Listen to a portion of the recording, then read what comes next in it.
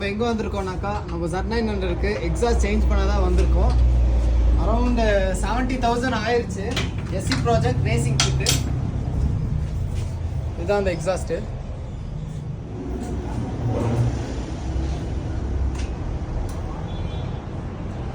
வண்டியோட stocks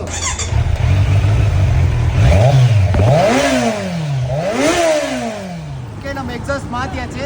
note பார்க்கலாம்.